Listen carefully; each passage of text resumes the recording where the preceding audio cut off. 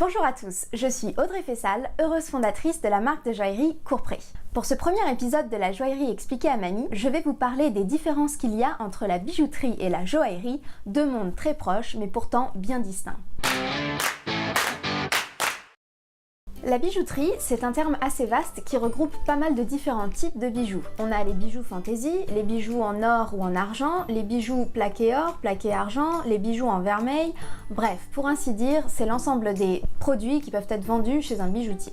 Alors, faisons un tour rapide de ces différents types de bijoux.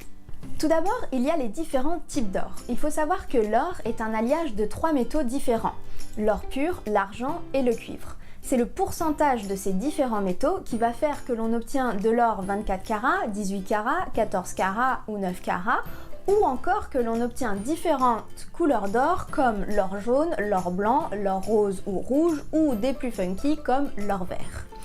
Pour faire bref, c'est assez simple. Plus on augmente la quantité d'or dans l'alliage, plus le carat de l'or augmente, et plus on fait varier la quantité d'argent ou de cuivre, plus la couleur varie. Pour ainsi dire, l'or rose, c'est un or qui est beaucoup plus concentré en cuivre et beaucoup plus faible en argent.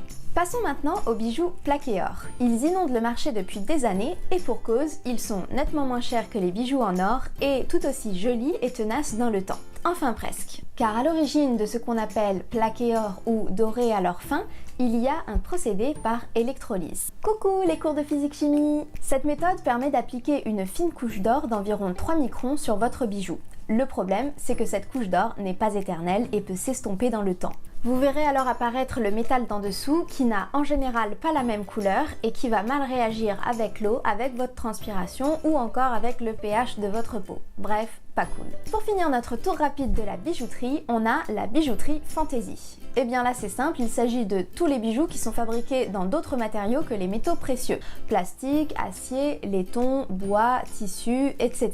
Leur avantage, c'est extrêmement abordable en termes de prix et extrêmement varié en termes de style. Leur inconvénient, qu'ils ne sont pas très tenaces dans le temps et qu'on peut faire des réactions allergiques à certaines de ces matières ou certains de ces matériaux. Je tiens quand même à préciser que pour certains puristes, les bijoux plaqués or sont considérés comme de la bijouterie fantaisie.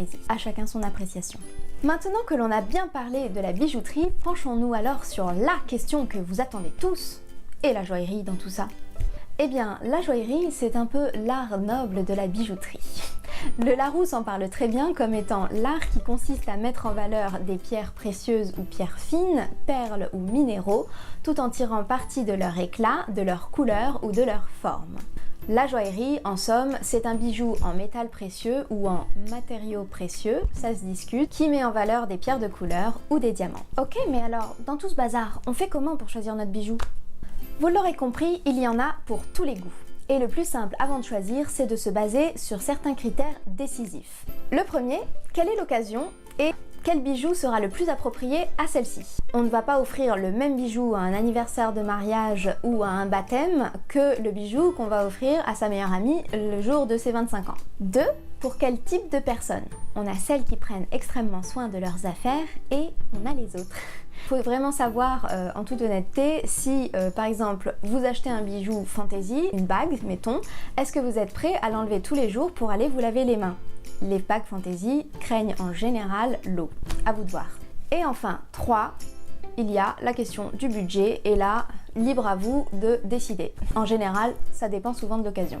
Je vous en dirai plus dans une prochaine vidéo sur l'entretien de ces bijoux. En attendant, si cette vidéo vous a plu, n'hésitez pas à liker et à la partager.